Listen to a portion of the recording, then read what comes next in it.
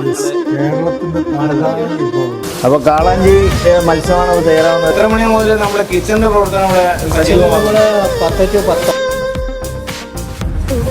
നമസ്കാരം, ടൈം റേഡിയോയിലേക്ക് സ്വാഗതം. ഇന്ന് ഒരു പ്രത്യേക വിശേഷവുമായാണ് ടൈം റേഡിയോ വരുന്നത്. നമ്മുടെ വി.ഡി. സതീശൻ സർക്കാർ പ്രഖ്യാപിച്ചൊരു കാര്യമുണ്ട്. കേരളത്തിലെ രുചി വൈവിധ്യ വിഭവങ്ങൾ മറ്റുള്ള ഇതര സംസ്ഥാനക്കാർക്കും അതുപോലെ തന്നെ വൈദേശികർക്കും എത്തിച്ച് ആ തരത്തിൽ ഭക്ഷണം കൊണ്ട് ആകർഷിച്ച് കേരളത്തിലേക്ക് ഒരു ടൂറിസം പദ്ധതി വളർച്ച ബജറ്റിൽ തന്നെ പ്രഖ്യാപിച്ചു കഴിഞ്ഞു. അതിന് ചുവടുപിടിച്ച് നമ്മൾ അന്വേഷിച്ചപ്പോൾ കേരളത്തിലെ നാടൻ വിഭവങ്ങൾ നൽകുന്ന ഹോട്ടലുകളൊക്കെ അപ്രത്യക്ഷമായി. എല്ലായിടത്തും അറേബ്യൻ വിഭവങ്ങൾ, കുഴിമന്തി എന്നുള്ള രീതിയിലേക്ക് നമ്മുടെ ഭക്ഷണ രുചി തന്നെ മാറിപ്പോയ ഒരു ചിത്രമാണ് കാണുന്നത്. പക്ഷേ ഇന്നും ഈ രുചികളെ അതേപടി നിലനിർത്തുന്ന നാടൻ രുചികളെ, മത്സ്യവിഭവങ്ങളെ, കേരളത്തിൻ്റെ തനത് രുചികളെയൊക്കെ നിലനിർത്തുന്ന ഒരു സ്ഥാപനങ്ങൾ കേരളത്തിൽ പ്രവർത്തിക്കുന്നുണ്ട്. അത് കേരളത്തിലെ കള്ള് ഷാപ്പുകളാണ്.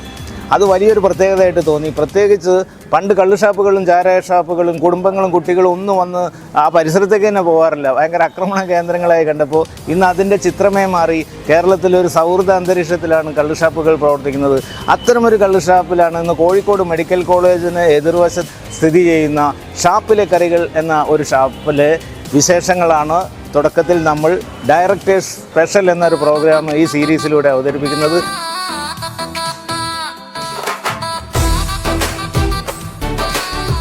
അതിൻ്റെ തുടക്കം കുറിക്കുകയും കോഴിക്കോടാണ്. അതിൽ പ്രത്യേകത എന്താ വെച്ചാൽ ഈ കള്ള് ഷാപ്പ് കോഴിക്കോട് ജില്ലയിലെ തന്നെ ഒരു മാതൃക കള്ള് ഷാപ്പ് കൂടിയാണ്.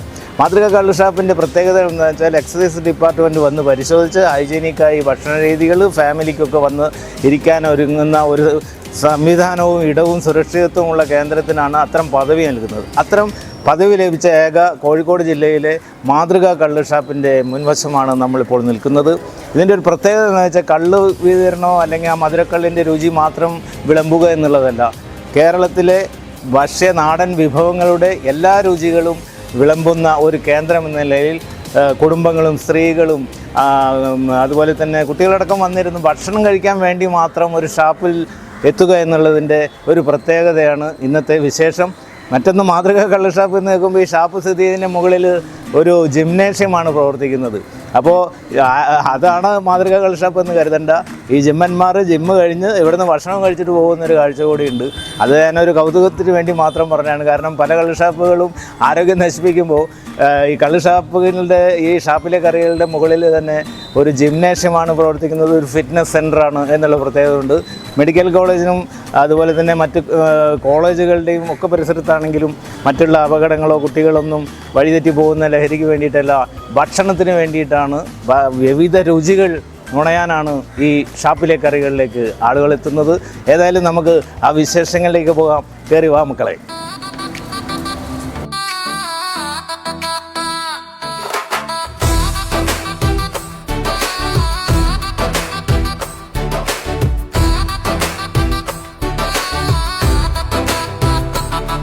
അപ്പോൾ കാളാഞ്ചി മത്സ്യമാണ് തയ്യാറാവുന്നത്. കോഴിക്കോടിന് മത്സ്യവിഭവം എന്ന് പറഞ്ഞാൽ നമ്മുടെ കേരളക്കരെ ആകെ ഏറ്റവും കൂടുതൽ മത്സ്യം കഴിക്കാൻ എത്തുന്നത് കോഴിക്കോടാണ്.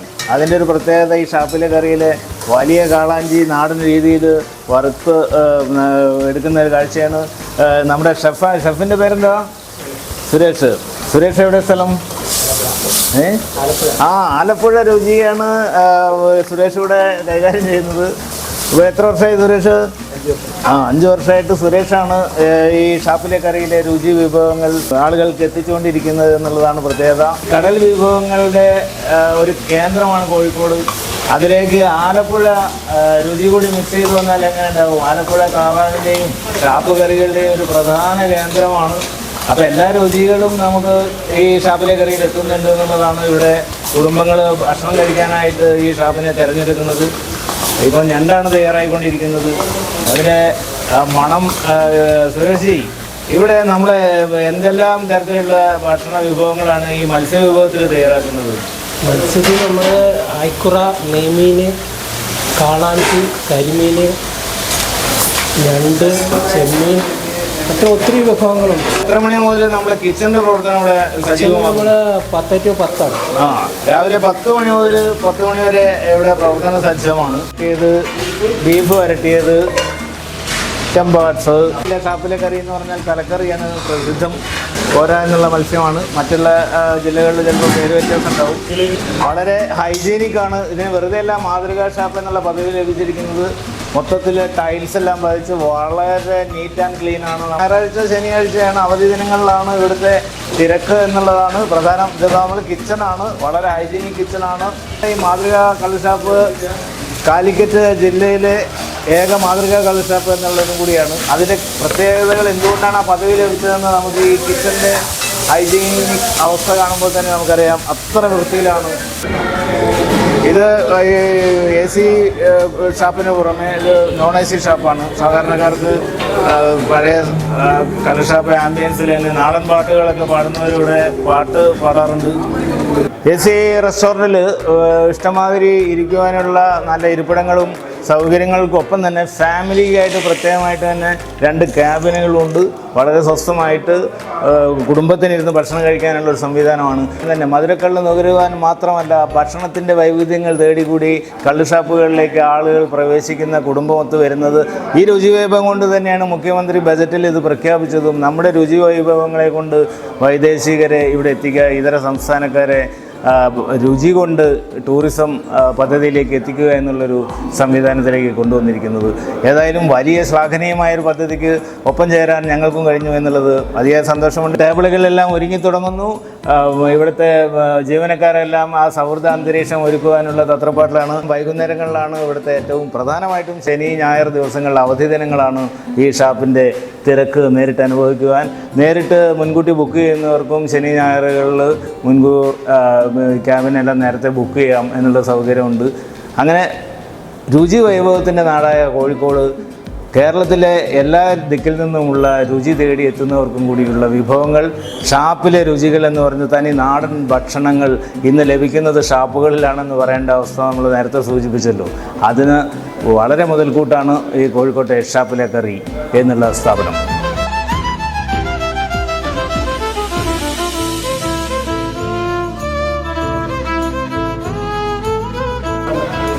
ഇത് ഏതായാലും ഷാപ്പിലെ രുചികളാണ്. അപ്പോൾ നല്ല കുടത്തിൽ തണുത്ത മധുരക്കള്ള് എത്തിയിട്ടുണ്ട്. നമുക്കൊന്ന്, ഞാൻ സാധാരണ കള്ള് അധികം ഉപയോഗിക്കാറില്ല, അപ്പോൾ നമുക്ക് ഈ മധുരം ഒന്ന് രുചിച്ചറിയണമല്ലോ. ഏതായാലും ആളുകൾക്ക് ഇത് പരിചയപ്പെടുത്തുമ്പോൾ ഇവിടുത്തെ ഈ മാതൃകാ കള്ള് ഷാപ്പ് ആകുമ്പോൾ ശുദ്ധ തെങ്ങിൽ നിന്നിറക്കിയ ആ മധുരക്കള്ളിൻ്റെ രുചി കൂടി ഒന്ന് ആസ്വദിച്ച് പറയാം. ഒട്ടേറെ വിഭവങ്ങൾ ഇവിടെ നിരന്നുണ്ട്. അതിൻ്റെ വിശേഷങ്ങൾ പിന്നാലെ വരാം. ഞാൻ അല്പം മധുരം ഒന്ന് നുണഞ്ഞുകൊണ്ട് ഞാൻ പറയാം. ഉഗ്രൻ അന്തിക്കള്ളാണ്, നല്ല മധുരമുണ്ട്. ഏതായാലും ഈ ഒരു അന്തരീക്ഷത്തിൽ കുടുംബങ്ങൾ വന്ന് ആസ്വദിക്കുന്നത് കള്ളുടിക്കാനല്ല.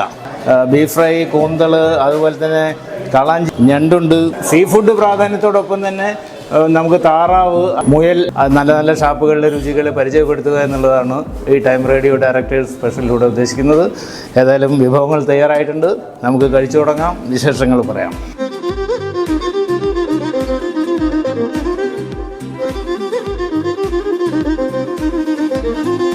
അപ്പോൾ മിസ്റ്റർ അമലിനെ ഞങ്ങൾ ഇവിടുന്ന് പരിചയപ്പെടുന്നു. ഞാൻ വിദേശത്തായിരുന്നു ഒരു 6 കൊല്ലം. നമ്മൾ മലയാളി എവിടെ ചെന്നാലും ജീവിക്കുമെന്ന് പറയും, പക്ഷെ എന്നാലും മലയാളിക്ക് മലയാളി ഫുഡ് വേണം. എൻ്റെ ഒരു വിസിനിറ്റിയിൽ ഞാൻ കഴിക്കുന്ന ഫുഡ് നമ്മുടെ നാടൻ മത്സ്യ വിഭവങ്ങൾ, അത് നോർമൽ നമ്മുടെ ഇപ്പം പേര് കേട്ട ഈ ഏരിയയിലുള്ള ഷോപ്സിലൊന്നും പ്രോപ്പറായിട്ട് ലഭ്യമല്ല. നമ്മുടെ ഷാപ്പുകളിലാണ് അത് നല്ല രീതിയിൽ കിട്ടുന്നത്. അതുകൊണ്ടാണ് ഞാൻ നമ്മുടെ ഇവിടെ വരുന്നത്. അപ്പോൾ നമ്മുടെ ഈ ഷാപ്പിലെ കറി എന്നുള്ള ഈ മാതൃകാ ഷാപ്പിൻ്റെ സാരഥി ശ്രീ VP അശോകൻ, അദ്ദേഹം കാരന്തൂര് തന്നെയാണ്.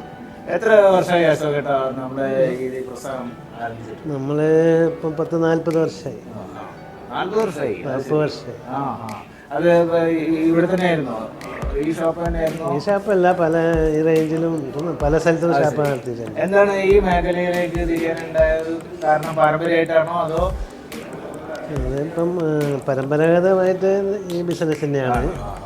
പക്ഷെ നല്ല കള്ള്, നല്ല ഭക്ഷണം, അതന്നെ തുടക്കം മുതലേ അങ്ങനെ അത് തന്നെയാണ് ലക്ഷ്യം. നല്ല ഭക്ഷണം കൊടുക്കുക, നല്ല കള്ള് കൊടുക്കുക. അപ്പൊ ഈ മാതൃക കള്ളുഷാപ്പ് എന്നുള്ള പദവി എത്ര കാലമായി കിട്ടിയിട്ട്? അത് ഇപ്പം 5-6 വർഷമായി. അപ്പോൾ അതിന്റെ മാനദണ്ഡങ്ങൾ എന്തൊക്കെയാണ്? അതിൻ്റെ മാനദണ്ഡം ഇത് തന്നെയാണ്. ഏറ്റവും നല്ല ഫുഡ് കൊടുക്കുക, പിന്നെ നല്ല വൃത്തിയുള്ള കെട്ടിടം, നല്ല കള്ള്, ഇതെല്ലാം കൊടുക്കുക. അത് വരുന്ന ആളുകൾക്കുള്ള സംതൃപ്തി. അത് എനിക്കിവിടെ ഏറ്റവും പ്രത്യേകത തോന്നിയിട്ടുള്ളത് ഇവിടെ തൊഴിലാളികളുടെ സൗഹൃദമുണ്ട്, അതുപോലെ തന്നെ ഉപഭോക്തൃ സൗഹൃദമുള്ള ഒരു ഷാപ്പാണ്. പല സ്ഥലത്തും നമ്മൾ സന്ദർശിച്ചിട്ടുണ്ടെങ്കിൽ അവരുടെ സ്വന്തം സ്ഥാപനം പോലെ തന്നെ അവർ പ്രവർത്തിക്കുന്നുണ്ട്. ഇവിടെ പലപ്പോഴുള്ള പ്രശ്നം ആൾക്കാർക്ക് കാരണം ഇരിക്കാൻ സ്ഥലമില്ലാത്തൊരു പ്രശ്നം ശനി ഞായറുകളിൽ ഉണ്ടെന്ന് പറയാം. അതിനെങ്ങനെയാണ് പരിഹരിക്കാൻ? അപ്പോൾ നമ്മൾ തൊട്ടടുത്ത് തന്നെ ഒരു റൂം നിലപ്പെടുത്തുന്നത് അത് സന്തോഷകരമായ കാര്യമാണ്. നമുക്ക് എത്ര ഷോപ്പുണ്ട് ശരിക്കും കോഴിക്കോട്? ഇപ്പോൾ കോഴിക്കോട് ഇപ്പോൾ 5 ഷോപ്പാണ് ഇപ്പോൾ ഉള്ളത്. അത് ശരി. അതെവിടെയൊക്കെയാണ് വേറെ? അത് സിവിൽ സ്റ്റേഷനിലുണ്ട്, കാരപ്പറമ്പ്, ചേവനമ്പലം, പാലാഴി. അവിടെയൊക്കെ ഇതേമാതിരി ആയില്ല. അപ്പോൾ ചേവനമ്പലം ഒന്ന് ഇതേരി മോഡലാക്കാൻ പോകുന്നുണ്ട്, പണി നടക്കാൻ.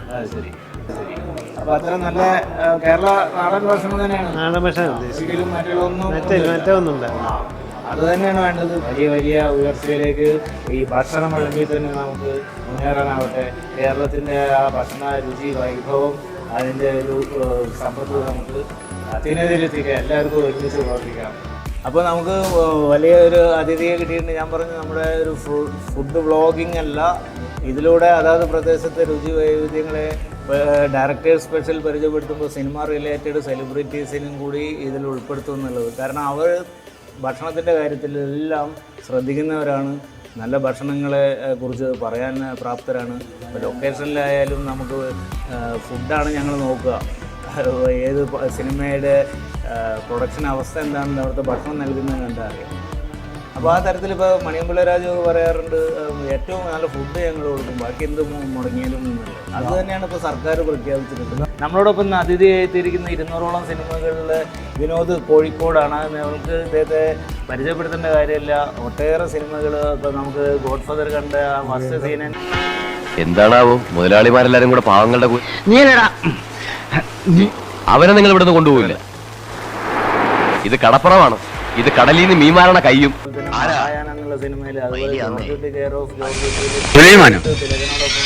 നിൽക്കുന്ന പലപ്പോഴും ഞാൻ ശ്രദ്ധിച്ചിട്ടുണ്ട്, ഇദ്ദേഹത്തിന് ഇടിവേഷങ്ങളാണ് അധികവും കിട്ടുക. പക്ഷേ ഇടിവേഷം ഒരു നല്ല അഭിനയത്തിൻ്റെ ലക്ഷണമാണ്. നമ്മൾ ക്യാപ്റ്റൻ രാജു ഒക്കെ ആ രീതിയിൽ കടന്നത്, ക്യാരക്ടർ റോളിലേക്ക് കടന്നത് വളരെ ശ്രദ്ധേയമാണ്. നമ്മളെ ജല്ലിക്കെട്ട് എന്നുള്ള സിനിമയിൽ ലിജോ ജോസ് പല്ലിശ്ശേരിയുടെ ആ സിനിമയുടെ പ്രധാന കഥാപാത്രമായ അതിൻ്റെ കേന്ദ്ര നട്ടല് എന്ന് പറഞ്ഞാൽ ഇദ്ദേഹം ചെയ്ത ആ നക്സൽ കഥാപാത്രമാണ്. എനിക്ക് ആ ക്യാരക്ടറുണ്ട്. അത്രയും സെലക്റ്റീവ് ആയിട്ടുണ്ട് ഇപ്പോൾ അദ്ദേഹം അത്തരം സിനിമകളിൽ. ഇപ്പോൾ അവസാനം മലൈക്കോട്ട് വാലിബനിൽ. അപ്പോൾ നല്ല നല്ല സംവിധായകർ ഇദ്ദേഹത്തെ ശ്രദ്ധാപൂർവം ക്യാരക്ടറിന് അനുയോജ്യമായിട്ട് തിരഞ്ഞെടുക്കുന്നുണ്ട്. എൻ്റെ ഒരു സിനിമയിലും പുള്ളി അഭിനയിച്ചിട്ടുണ്ട്, ഇനിയുള്ള വരുന്ന സിനിമകളിലും പുള്ളി ഉണ്ടാവും. ഏതായാലും നമുക്ക് ഇന്ന് ഭക്ഷണ വൈവിധ്യങ്ങൾ, നമ്മളിപ്പോൾ മെഡിക്കൽ കോളേജിന് അടുത്തുള്ള ഷാപ്പിലെ കറിയിലാണ്. അപ്പോൾ അദ്ദേഹത്തിന് ഈ ഭക്ഷണപ്രിയനാണ്. അപ്പോൾ അങ്ങനത്തെ ഒരു സെലിബ്രിറ്റിനെ തന്നെ നമുക്ക് കിട്ടിയത് വലിയ സന്തോഷം. നമ്മുടെ തനി നാടൻ ഭക്ഷണങ്ങളെ കേരളത്തിന്റെ അത് സർക്കാർ വി.ഡി. സതീശൻ ബജറ്റിൽ തന്നെ പറഞ്ഞപ്പോൾ അതിനോടൊപ്പം ചേരുക എന്നുള്ളതാണ് ടൈം മീഡിയയുടെ ഡയറക്ടേഴ്സ് സ്പെഷ്യൽ ഒരു സീരീസ് തന്നെ കേരളത്തിലെ കള്ള് ഷാപ്പിലെ രുചികളൊന്ന് പരിചയപ്പെടുത്തുക. തീർച്ചയായും. അപ്പോൾ കള്ളു കുടിക്കുക എന്നുള്ളതല്ല, ഭക്ഷണ വൈവിധ്യം എവിടെയുള്ളൂ. ഇപ്പോൾ മറ്റൊക്കെ അറേബ്യൻ ഫുഡുകളിലേക്ക് മാറി. ഏതായാലും ഇതിനേട്ടൻ കാര്യങ്ങൾ നമുക്കൊരു ഇന്റർവ്യൂ അല്ല, ഒരു ചർച്ചാപരമായിട്ട് സിനിമ വരുന്നതിൽ ഭക്ഷണം വരും. എന്താണ് അതിനോട് കോഴിക്കോടിന്റെ ഭക്ഷണ രീതിയെ കുറിച്ച്? കോഴിക്കോടിന്റെ ഭക്ഷണ രീതി എന്ന് പറഞ്ഞാൽ ഇതാണ് കപ്പയും മീൻകറി എന്ന് പറഞ്ഞാൽ അടിസ്ഥാന സാധനമാണ്. ഏത് ദരിദ്രനും ഏത് സമ്പന്നനും 5 സ്റ്റാർ ഒന്നിനും കഴിച്ചാലും അത് 5 സ്റ്റാർ ഡിഷായി. സാധാരണക്കാരൻ ഓലപ്പുരയിൽ നിന്ന് കഴിച്ചാൽ അത് നാടൻ വിഭവമാണ്. സ്റ്റാർ ഹോട്ടലിൽ വരെ ഇത് വളരെ പ്രാധാന്യമാണ്. കാരണം ഇതിനകത്ത് കിട്ടാത്ത എല്ലാ എസെൻഷ്യൽ അമിനോ ആസിഡ്സും പ്രോട്ടീൻസും എല്ലാ സാധനങ്ങളും ഇതിനകത്തുണ്ട്. മരച്ചീനി ഇല്ലായിരുന്നെങ്കിൽ കേരളത്തിൽ ഒരു തലമുറ ഉണ്ടാവില്ലായിരുന്നു, പട്ടിണി തീർന്നു പോയി. അപ്പം അന്നൊക്കെ നമ്മൾ നിലവ് നിർത്തി കൊണ്ടുപോകുന്നത് ഈ കപ്പയും മീൻകറിയും തന്നെയാണ്. അതുപോലെ തന്നെ പ്രോട്ടീൻ എൻറിച്ച് ആയിട്ടുള്ള വേറൊരു സാധനമുണ്ട്, പന വിരിക്കുന്ന സാധനം, അതൊന്നും ഇപ്പൊ ഇല്ല. പനമ്പൊടി കൊണ്ടുണ്ടാകുന്ന സാധനം. അതെ. അതൊക്കെ വീട്ടിൽ പട്ടിണി ഉണ്ടായിരുന്ന കാലഘട്ടത്തിൽ ജനങ്ങൾ ഉപയോഗിച്ച് വന്ന ഞാനടക്കമുള്ള തലമുറ അതിനകത്ത് വന്നു വളർന്നു വന്നതിനകത്ത്. അതൊന്നും കിട്ടാനില്ല. ഇപ്പൊ പട്ടിണി മാത്രമല്ല, അതിന്റെ രുചി യെസ്, ലോകത്ത് എവിടെയും കിട്ടില്ല. അത്ര വൈവിധ്യങ്ങൾ ഉണ്ടായിരുന്നു. നമ്മുടെ മുത്തശ്ശിമാരൊക്കെ അങ്ങനത്തെ വിഭവങ്ങൾ ഉണ്ടാക്കി തരുമായിരുന്നു. ഇന്ന് അങ്ങനെ നിർമ്മിക്കുന്ന ആളുകളില്ല. വീടകങ്ങൾ ഇത് അടുക്കള കൂട്ടിയിട്ട് ഇത്തരം ഫാസ്റ്റ് ഫുഡിലേക്ക് പോവുകയാണ്. അടുക്കളകൾ ഇല്ല എന്നുള്ള രീതിയിലേക്ക് മാറിക്കൊണ്ടിരിക്കും. അതിന്റെ കാരണം എന്താ പറയുക, ജോലി ചെയ്യാനുള്ള വൈമുഖ്യം. അതാണ്, സ്ത്രീകൾക്ക് ജോലി ചെയ്യാൻ പറ്റില്ല, പുരുഷന്മാർക്ക് ചെയ്യാൻ പറ്റില്ല. ഈ രണ്ടുപേരും തയ്യാറായി കഴിഞ്ഞാൽ ഒരു തേർഡ് പാർട്ടി വേണം അത് എന്തെങ്കിലും പ്രോസസ്സ് ചെയ്യാൻ, അതിനാളില്ല. അതാണ് അതിൻ്റെ ബുദ്ധിമുട്ട് വരുന്നത്. നമ്മൾ കുടുംബങ്ങളിലൊക്കെ പണ്ട് പറയുന്നത് നല്ല ഭക്ഷണം കഴിക്കുക, വിവാഹം കഴിഞ്ഞാൽ ഭാര്യ വിളമ്പി തരുന്ന ഭക്ഷണം എന്നൊക്കെയുള്ള കാലം മാറി. ഭാര്യ നേരെ ഫുഡ് ഓർഡർ ചെയ്ത് വരുത്തുന്നില്ല. നമ്മളിപ്പോൾ ഒരു വീട്ടിൽ ഗസ്റ്റായിട്ട് ചെന്ന് കഴിഞ്ഞാലും നമുക്ക് മുമ്പിൽ സെർവ് ചെയ്യുന്ന ഫുഡ് എന്ന് പറഞ്ഞാൽ എവിടെയെങ്കിലും കളക്ട് ചെയ്ത് കൊണ്ടുവരുന്ന സാധനം വീട്ടിലുണ്ടാക്കുന്നില്ല. നമ്മളെ കോഴിക്കോടിൻ്റെ തനതായ രുചി എന്ന് പറഞ്ഞാൽ നമ്മളെ ചിക്കൻ കറി, വറുത്തരച്ച മസാല വെച്ചിട്ടുള്ള കോഴിക്കറി, കോഴിയിറച്ചിൻ്റെ കറിയും അതിൻ്റെ കൂടെ ഉണ്ടാകുന്ന ഈ പത്തിരിയും, ചെറിയ പത്തിരികളുമായിട്ട് കോഴിക്കോടിന് മെയിൻ സാധനമായിരുന്നു. ഏത് വിരുന്നുകാരനും വളർന്ന സാധനം ഇറച്ചിയും പത്തിരിയും എന്നൊരു കാലം ഉണ്ടായിരുന്നു, ഒരു 50 years ബാക്ക്. ഇപ്പം അതില്ല. ഇതിനിടയിൽ കഴിക്കുകയും ചെയ്യാം അങ്ങനെ. അപ്പം ആ ഒരു തരത്തിൽ വലിയ ഒരു വ്യത്യാസം വരുന്നുണ്ട്. അതെന്ന് പറഞ്ഞാൽ ശരിക്കും റൈസിൻ്റെ സൂപ്പ്, അതായത് നമ്മളെ കഞ്ഞിവെള്ളം, കഞ്ഞി നാടൻ ഭാഷയിൽ പറഞ്ഞ കഞ്ഞിവെള്ളം, കഞ്ഞിവെള്ളം കുടിച്ചവനാണ് ശരിക്കും ആരോഗ്യം ഉണ്ടായിരുന്നത്. ചോറ് തിന്നോനില്ലായിരുന്നു. അതിനകത്തുള്ള സാധനം മുഴുവൻ ഈ കഞ്ഞിയിലേക്ക് വരും. അവനായിരുന്നു നല്ല ആരോഗ്യമുണ്ട്. മറ്റേ ചോറ് തിന്നാൽ ഓൻ കുടിക്ക് പ്രശ്നമാണ്. ഇപ്പം ഇവൻ കഞ്ഞിവെള്ളം കുടിക്കും. കഞ്ഞിവെള്ളത്തിനകത്ത് എല്ലാ സാധനങ്ങളും വരുന്നുണ്ട്. അതിനും വേറെ കുഴപ്പമുണ്ട്. ഇപ്പോൾ ഷുഗറുള്ള ഞാൻ ഷുഗർ പേഷ്യൻ്റ്, എനിക്ക് കഞ്ഞി, വെള്ളം, കഞ്ഞി ഒന്നും പറ്റുന്നില്ല. പക്ഷെ അതൊക്കെ ഉണ്ടാക്കിയത് നമ്മുടെ ജീവിതശൈലി, ഈ രോഗം മാത്രമല്ല, നമ്മുടെ ഭക്ഷണ രീതി മാറിയത് കൂടിയാണ്. നമ്മൾ രാവിലെ നേരത്തെ എണീറ്റിട്ട് ഒരു അരമണിക്കൂർ കിടക്കാനോ പരിവിക്കാനോ ശരീരം നന്നായിട്ട് വിയർക്കുന്ന രീതിയിൽ ജോലി ചെയ്യുന്നുണ്ടെങ്കിൽ ഒരാഴ്ച കൊണ്ട് നിങ്ങളുടെ ശരീരം ഈ പറഞ്ഞിരിക്കുന്ന ഷുഗറെ ന്യൂട്രലൈസ് ചെയ്യും. ഞാൻ എപ്പോഴും ശ്രദ്ധിച്ചിട്ടുണ്ട്. ഇപ്പോൾ വിനോദത്തിൻ്റെയൊക്കെ തുടക്കകാല പടം മുതൽ ഇതുവരെയും നമ്മൾ പറയുന്നുണ്ട്, ഇപ്പോൾ ഇടിവേഷങ്ങൾ കിട്ടുന്നു. അത് ആരോഗ്യമുള്ളതുകൊണ്ടാണ്. അങ്ങനെ വല്ല മെലിഞ്ഞ ഒരാളെ കൊണ്ടുപോയിട്ട് നമുക്ക് ആ ക്യാരക്ടർ, അപ്പോൾ ക്യാരക്ടറിനെ ആപ്റ്റായിട്ട് തന്നെ തിരഞ്ഞെടുത്തിട്ടുള്ളത്. നമ്മളുടെ ഇപ്പോൾ വില്ലൻ വേഷങ്ങളിൽ മാത്രം അങ്ങനെ അതിനെ കാറ്റഗറൈസ് ചെയ്യുന്നതിൻ്റെ ആവശ്യമില്ല. അത് അപ്പോൾ അന്ന് നല്ല ഹെൽത്തി ആയിട്ട് തന്നെ ഇന്നും അത് നിങ്ങൾ കീപ്പപ്പ് ചെയ്യുന്നുണ്ട്. കാരണം രാവിലെ നടക്കാൻ പോകുന്നു, ജിമ്മിൽ പോകുന്നുണ്ടോ? ജിമ്മിന് വീട്ടിൽ അത്യാവശ്യ സാധനങ്ങൾക്ക് ഞാൻ വീട്ടിൽ നിന്ന് വർക്കൗട്ട് ചെയ്യുന്നു. അതായത് രഹസ്യം ആരോഗ്യം ഇപ്പോഴും കാത്തു സൂക്ഷിക്കുന്നുണ്ട്. അത് എൻ്റെ ട്രേഡ് സീക്രട്ട്. കാരണം എനിക്ക് സർവൈവ് ചെയ്യണമെങ്കിൽ അതുണ്ടായേ പറ്റില്ല. ഇപ്പോൾ ഞാൻ കാണുന്നുണ്ട്. അതിന് ശേഷം നിങ്ങളത് വളരെ ശ്രദ്ധാപൂർവം അത് കീപ്പപ്പ് ചെയ്യുന്നുണ്ട്. അത് പലർക്കും പറ്റാത്തതാണ്. നല്ല ഭക്ഷണം കഴിക്കുന്നു, അതോടൊപ്പം ശരീരത്തിന് വർക്കൗട്ട് ചെയ്യാന്നുള്ളതാണ്. ഞാൻ നേരത്തെ ജോലി ചെയ്തുകൊണ്ടിരിക്കുന്ന കാലത്ത് ഈ പറഞ്ഞ ചില കാര്യങ്ങളുണ്ടായിരുന്നു. പക്ഷെ അപ്പോഴും എനിക്ക് സ്റ്റാർവേഷൻ എന്ന് പറഞ്ഞ സാധനം ഞാൻ ചെയ്തിട്ടില്ല. രാവിലെ നല്ല ബ്രേക്ക്ഫാസ്റ്റ് കഴിച്ച് ചിലപ്പോൾ 1 മണി 2 മണി 3 മണി വരെയുള്ള സമയങ്ങളിൽ എനിക്ക് കാണേണ്ട എൻ്റെ ക്ലയൻസിനെ കാണാം. ആ സമയത്ത് ഞാൻ ഫുഡ് കഴിക്കുമ്പോൾ എൻ്റെ ക്ലയൻസിന് മിസ്സാവും. അപ്പോൾ ഞാനതിന് കണക്കായിട്ട് പ്രിപ്പയർ ചെയ്തിട്ട് പോകും. അതാണ്. അതുകൊണ്ട് അതിന് ഭക്ഷണം വളരെ പ്രധാനമാണ്. പക്ഷെ ഞാൻ ആലോചിക്കുന്നത് ഇപ്പോൾ വന്നിട്ടുള്ള ഈ ഇതര നമ്മളുടെ ഓരോ നാടിനും അതിൻ്റെ ശാരീരിക ക്രമമുണ്ട്, ഭക്ഷണം കഴിക്കുന്നതിൻ്റെ രീതിയുണ്ട്. അത് മാറിയതും കൂടി ആയിരിക്കും ആശുപത്രികൾ വളർന്നു വരുന്നത്. അതിൻ്റെ ഒരു കാര്യം പറഞ്ഞു, ആശുപത്രികളെ പ്രൊമോട്ട് ചെയ്യണമെങ്കിൽ ഇതിൻ്റെ കാരണം രോഗികളുണ്ടായാൽ ആവശ്യക്കാർ അവരാണ്. അപ്പോൾ രോഗികളെ ക്രിയേറ്റ് ചെയ്താലുള്ള ആശുപത്രി ജനങ്ങളുടെ ആരോഗ്യം ഉണ്ടാക്കാനാണെങ്കിൽ നല്ല ഹോസ്പിറ്റലുകളിൽ നല്ല സർവീസ് കൊടുത്തപ്പോൾ ഇത്ര ഹ്യൂജ് എമൗണ്ട് ബില്ല് ചെയ്യുന്നതിനാണ്. അപ്പോൾ ഞാൻ അതിനകത്തൊരു വ്യക്തിയും കൂടിയാണ്. കോഴിക്കോട് ഷാപ്പിലെ കറി എന്നുള്ള ഈ സ്ഥാപനം ഞാൻ ഇപ്പോൾ ഈ സീരീസ് തിരഞ്ഞെടുത്തപ്പോൾ ആദ്യം കണ്ടത് ഇതൊരു മാതൃകാ ഷാപ്പാണ്. ഇവിടെ കുടുംബങ്ങളൊക്കെയാണ് ഉച്ച കഴിഞ്ഞാൽ വൈകുന്നേരം ആയി കഴിഞ്ഞാൽ ഫാമിലി ഒന്ന് കഴിക്കുന്ന ഒരു സംസ്കാരം പുതുതായിട്ട് കണ്ണൂർ ഷാപ്പ്, ചോക്ലേറ്റ് ഷാപ്പ് പണ്ടൊന്നും ആളുകൾ അങ്ങനെ സ്ത്രീകളൊന്നും വരുന്നില്ല. അതിൻ്റെ ഒരു കാരണം എന്താണ്, പണ്ട് ഷാപ്പിലെ കറികളിൽ നിന്ന് ആണുങ്ങൾ പലരും പറയാറുണ്ട് അതിൻ്റെ ടേസ്റ്റ് പെണ്ണുങ്ങൾ കൊതിയോടെ കാത്തിരുന്നുണ്ട്. ഇന്നിപ്പോൾ ആ ചാൻസ് കിട്ടുമ്പോൾ വരുന്നുണ്ടായിരുന്നു. അപ്പോഴാണ് അവർ മനസ്സിലാക്കി നമ്മുടെ നാടൻ രുചി ശരിക്കും കൊണ്ടുവരാം. ഷാപ്പിലെ കറിയിലൂടെയാണ് ആ ടേസ്റ്റ് വരുന്നത്. നല്ല മീൻ മുളകിട്ടതും അല്ലെ പറ്റിച്ചതും പൂള വറുത്തത് വരെ അതിന് കപ്പായ എന്ന് നമ്മൾ പല ഈ എന്ന് നമ്മുടെ ഇവിടെ പൂള തന്നെയാണ് അതിന്റെ പേര്. മധ്യ തിരുവിതാംകൂറാണ് കപ്പ എന്ന് പറയുന്നത്, നമ്മളിവിടെ പൂള എന്നാണ് പറയുന്നത്. ആ പൂളയും മത്തി ഇതായിരുന്നു നമ്മുടെ പഴയ കോമ്പിനേഷൻ.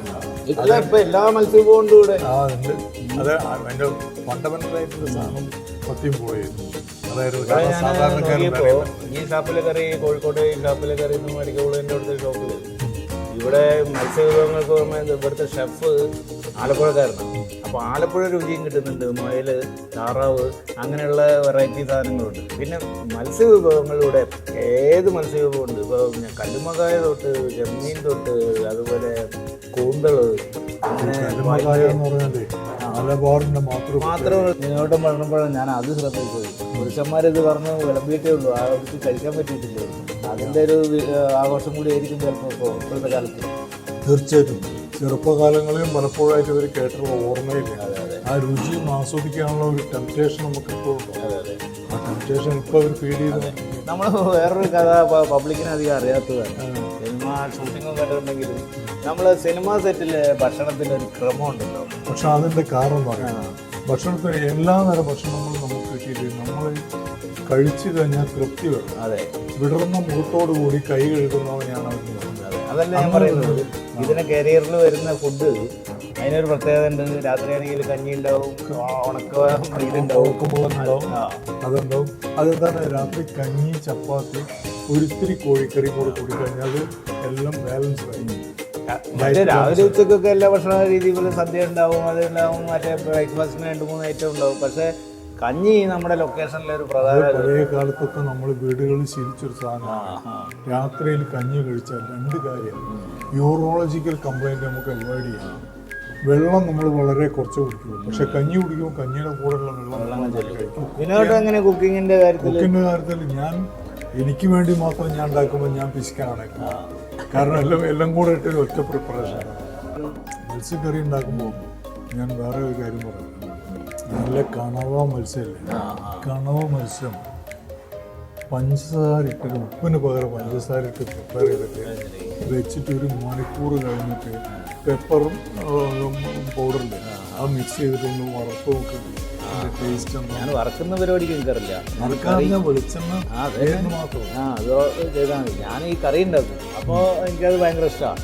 ഈ ഉപ്പും പഞ്ചസാരയും തമ്മിലുള്ള വ്യത്യാസം ഈ ആന്ധ്രക്കാർ കൊണ്ട് പറയുന്ന മധുരയ്ക്ക് അവരെ കറികളൊക്കെ ഷുഗർ കയറ്റാനുള്ള പരിപാടിയാണ് പറയുന്നത്. ഷുഗർ കയറ്റല്ല, അതിൻ്റെ ആ ഡൈജസ്റ്റീവ് സിസ്റ്റത്തിനെ എൻകറേജ് ചെയ്യാൻ. അതെ അതെ അതെ. മത്സ്യത്തിൻ്റെ കൂടെ അത് ഞാൻ ഇതുവരെ പരീക്ഷിച്ചില്ല. ഇനി ചെയ്യുമ്പോൾ പഞ്ചസാര ചേർത്തിട്ട് കുരുമുളക് പൊടിയും ഇട്ടിട്ട് നമ്മളൊന്നും ഫ്രൈ ചെയ്തെടുത്താൽ ഉപ്പ് ചേർക്കുകയുണ്ടോ? ഉപ്പ് ചേർക്കുക. ശരി, അതൊന്ന് ഞാൻ പരീക്ഷിച്ച് നോക്കണമല്ലോ. ഈ കണവ മത്സ്യത്തിന് മാത്രമേ പറ്റുള്ളൂ. ഞാൻ അതിലാണ് നോക്കിയത്. എന്ന് മുതൽ ചെമ്മീൻ കഴിക്കാൻ. അതെ, ചെമ്മീൻ എന്ന് പറഞ്ഞാൽ ശാസ്ത്രീയമായിട്ടൊന്നും അതിനകത്തുള്ള ഒരു പുഴു പോലത്തെ അത് തന്നെ അല്ലേ.